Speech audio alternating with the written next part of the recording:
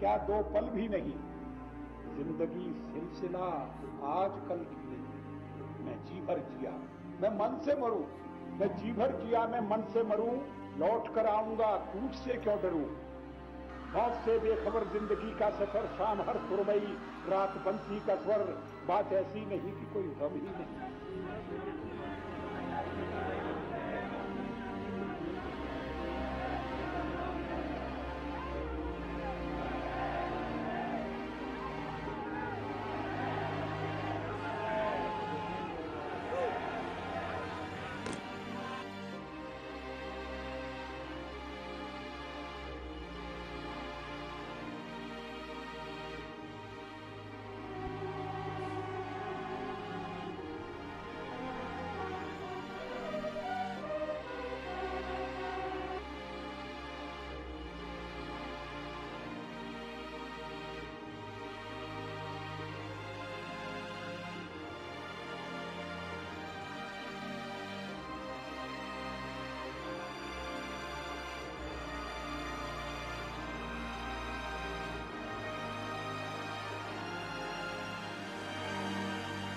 And even as the legacy of Atal Bihari Vajpayee lives on, it is time to put the spotlight and discuss the man with people who've worked with him closely, people who've served in his cabinet, and people who've always considered Atal Bihari Vajpayee their ideal. Thank you very much, Yashwant Sinha, for sparing time and joining us right here on ET Now. Atalji has been called a poet, a political pragmatist, the high priest of coalition dharma. But how would you best describe Atal Bihari Vajpayee? Well, I would say he was all this and more. He was a great leader of India. He was absolutely unmatched as a statesman in his time, and he had a grasp of things which only a person who has gone through the mill and has come to the top from the bottom would have. And I have noticed this in some other leaders also, that they have a very uncanny grasp of the problems of the country, the problems globally, and when they get the opportunity, they bring to bear on policies the imprint of their personality and their understanding. So Atalji was unique in that sense, and that's why I'm saying that he was all this and more, because he was also a great, good human being. And anyone who has worked closely with him would bear me out that he was always very affectionate, always very joyful, and you felt great assurance and happiness in his company. So that and a lot more is the word from you on this count. But was he in some sense the best prime minister for the coalition era politics? You know, people before him, whether it was Mr. Gowda or Mr. I.K. Gujral, had miserably failed at running coalitions.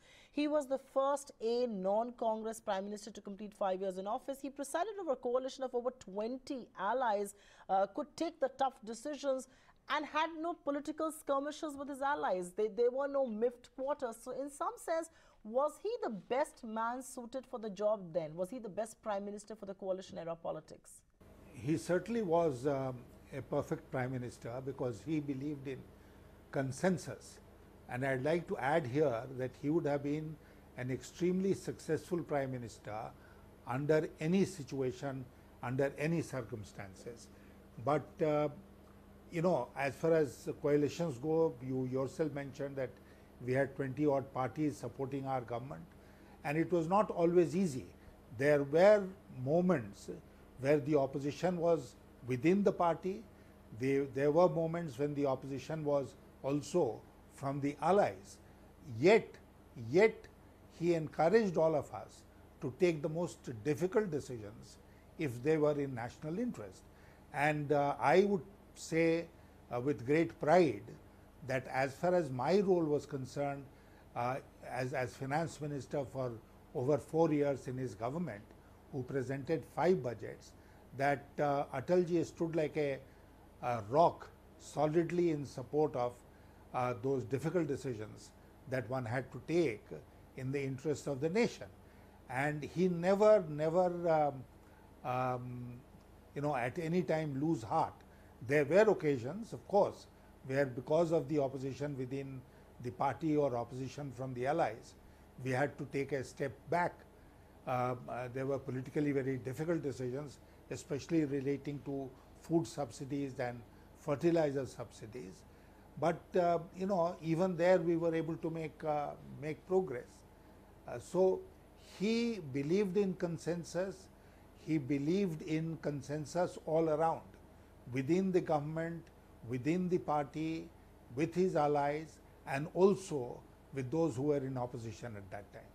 Let me just change gear and talk to you about some of the legacy that Atalji leaves behind, and one of them has to do with the Pokhran test. It is well known that you know, a large part of the nuclear program was ready. PV Narasimha Rao did not want to risk it, especially after he had just liberalized the economy, and Atalji wasted no time when he came in and did the Pokhran test. What was the conviction based on?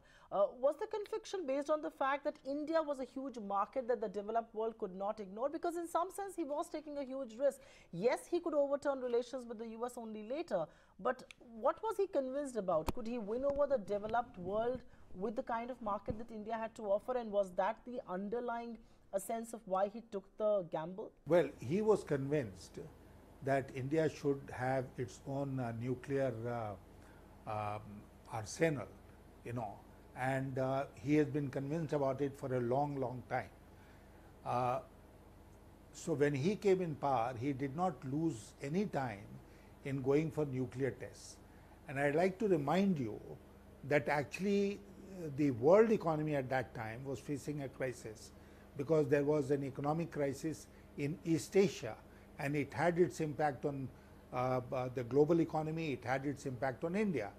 And it was in these circumstances that he decided to have nuclear tests, and that led immediately to imposition of economic sanctions on India by all the major countries, including the US. But Mr. Vajpayee was very clear in his mind that we were not going with a begging bowl to any country and plead with them to lift the sanctions. So he told me personally that he expected me to meet the challenge of economic sanctions frontally and do whatever it takes to ensure that our economy did not suffer. And mind you, I'd like to tell you that the sentiment on the basis of which a modern economy runs, that sentiment came crashing down after the imposition of sanctions. And our foreign exchange reserves were depleting as a result of the East Asian crisis. And we knew that the IMF or other global financial institutions were not going to be of any help to us. So what did we do? We came out with the resurgent India bonds in August of 1998, because on the balance of payments fronts, I had to take some step which would turn sentiment in our favor. And that resurgent India bonds were a resounding success, and we collected over $4 billion. And after that, there was no looking back, because the world powers also realized that India will be able to move on its own, and then they came back to us, and everything became normal again. Right. So that was, those were very difficult times, but we were able to steer the ship of state skillfully through those choppy waters. Okay, let me ask you one question, because you've been his finance minister, and I think you'll be best placed to answer this question. He wasn't a trained economist. He wasn't somebody who was well versed with high street finance, you know, and things like that. And he still presided over some key economic legislation, whether it was the ushering in and the start of the GST, you know, idea, whether it was FDI insurance being started over, whether it was the big infrastructure projects being undertaken, whether it was the FRBM that he kind of presided over. So in some sense, he really ushered in big reforms despite not being an economist or a fiscal scientist. How could he actually manage to ward off the Desi economics, the Desi pressure, the Swadeshi pressure, and usher in the reforms that he did? Well, I'm glad you have asked me this question. And I'd like to tell you that one does not have to be a trained economist to be able to understand the problems of the country. I noticed this in Mr. Vajpayee, and I have noticed this in all the top leaders of the country who have come through the mill, who have risen to the top through struggles from throughout their career from the bottom. And all these leaders, including Mr. Vajpayee, have an uncanny understanding of the problems of the country, whether they are social, political, foreign policy or economic, and they know exactly what has to be done. And then they listen to economists, they listen to all kinds of advice, and just take the right decisions. That is exactly what Mr. Vajpayee did. I mean, I remember my first budget of 1998.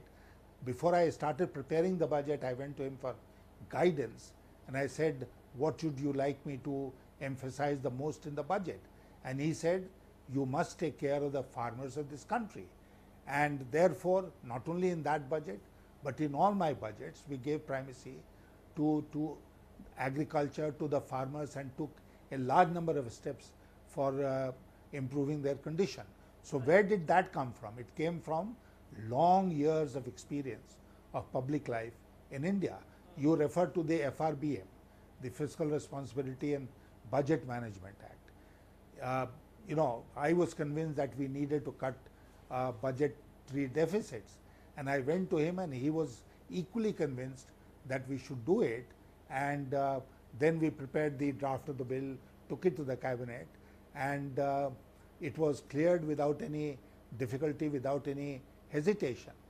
So if you took a problem to Mr. Vajpayee, or if there was a problem and you went with a solution, he will immediately agree with it, because he knew that that solution was based on study and experience. But I don't think we can do justice to Atalji if we just speak about his economic legacy. I think it's fair that we talk about his foreign policy legacy as well, because I mean, you know, your good friend N.K. Singh says India can never be an inward-looking foreign policy nation at all, thanks to Atal Bihari Vajpayee.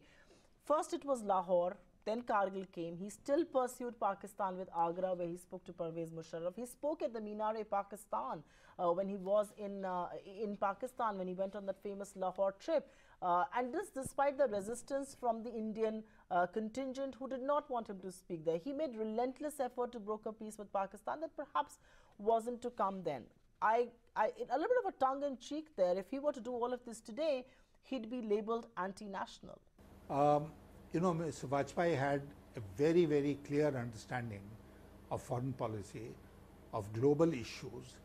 He had been the foreign minister of India, and since then he had an abiding interest in all international issues. So he brought to bear on the questions which arose in his time a certain approach which was unique. This improvement in the relationship with Pakistan was a subject very dear to his heart. So he lost no time in taking the bus to Lahore in order to take the initiative for an improving relationship with Pakistan. It's another matter that you know, we were paid back unfortunately in Kargil terms, and it was a great blow to the effort that he was making. But he persisted, and I would like to tell you that the final document which was agreed upon between Pakistan and India in January 2004, when we had gone to Islamabad for the SAARC summit, was a very, very important document, because it was in that joint press statement that Pakistan admitted for the first time that it was using terror and violence and exporting them to India from its territory, and promised to desist from doing so. In return, we promised that we would resume the composite dialogue process. We lost power in 2004, so the Vajpayee line in all its entirety could not be taken forward. The UPA made its own efforts of peace with Pakistan, but we unfortunately haven't reached anywhere despite initiatives taken by the present government. So he realized that peace with Pakistan was a very important thing. Right. He realized that peace with China was a very important thing. he realized that improvement of relations with the US was a very important thing. He realized that all this had to be done without in any way impairing our relationship with Russia.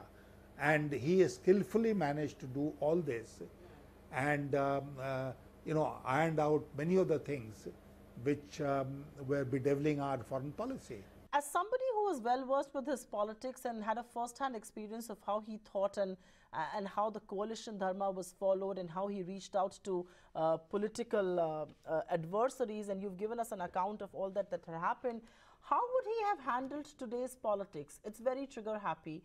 It's downright abusive. You've got all kinds of wars brew on Twitter and other such platforms. There is a no holds barred sort of a contest that's on. It's extremely in your face. It's abrasive. How would he have handled today's politics? Could he have handled this at all? Mr. Vajpayee was not, he didn't believe in all these things. He was a great Democrat.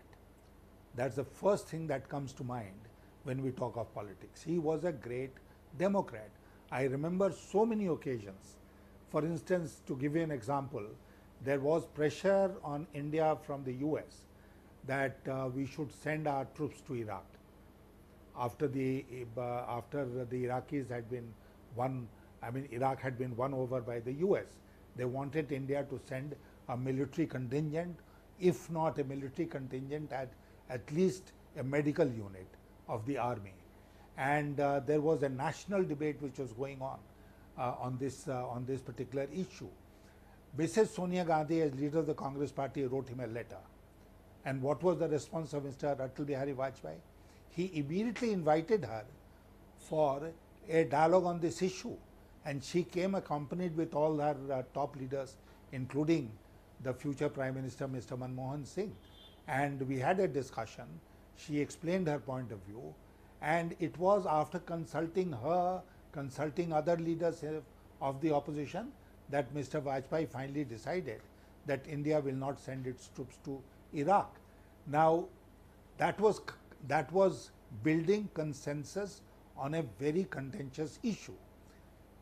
He always reached out to the opposition. Whenever there was an opportunity or the occasion so demanded, he reached out to the opposition. I'll give you another example. When the Americans went into Iraq in 2003, Parliament was in session and the Congress party started disrupting Parliament. And they were insisting that we must have a parliamentary resolution condemning the US action. I was against it, so I resisted such attempts. Parliament remained stalled for 3-4 days. Then Mr. Vajpayee called me and called the Parliamentary Affairs Minister, and he said he would not like Parliament to remain disrupted on this account, and therefore we should find a way out. We had a meeting with the Congress party leaders. We worked on a draft. A mutually agreed draft was prepared, and we consulted the other leaders in the opposition parties. They all agreed, and ultimately we had a parliamentary resolution. But we did not exactly condemn the American action. We couched it in such a language that it will not create problems for us in future. So that was Mr. Vajpayee, essentially a consensus builder. I'm sure he would have hated what is happening in our politics today. And he never believed in this kind of politics in which, as you said, your political opponents are not only your political opponents, they are your enemies. It was often said of Atalji that he did not just have friends all over, but he had no enemies. Is it possible to be that sort of a consensus maker in a political environment of today, in the politics of today, where political opponents or adversaries are no longer just political opponents, they're almost sworn enemies? And there is visceral hatred that one has for each other. It is possible. You have to be an Atal Bihari Vajpayee to give shape to this, this concept. He, as we say in Hindi, he was an Ajat Shatru. He did not have any enemies, and he did not have any enemies because he was friendly with everyone. I mean, you may have your differences on issues, but he never allowed differences on issues to degenerate into personal enmity or personal rivalry, and that was something which everyone realized about him, and that's why he had no enemies. And last but not the least, Mr. Sinha, I must ask you, do you believe his biggest contribution to establishing BJP as a credible force of governance, as a truly national party, was that he could actually successfully firewall the government from the party, and that helped him usher in all those reforms that he did? No, I wouldn't say that he firewalled the government from the party. We had discussions with the party office bearers, including the president, and you know, he took advice from every quarter, and this is what consensus is all about. So when I am talking of consensus, it includes the party, it includes the council of ministers, it includes the leaders of opposition parties, and more importantly, it includes the people of this country. On that note, sir, thanks very much for joining us right here on ET Now. Atalji lives on through his legacy, whether it's politics, economy, or foreign policy. He's someone who took the opposition, the allies, and his own partymen along. Very often he was criticized by people from within his party, and he told people like Yashwant Sinha and N.K. Singh and many others whom he worked with that your job is to take the tough economic decisions. It is my job to convince my party and my ideologue. Thank you very much for being with us.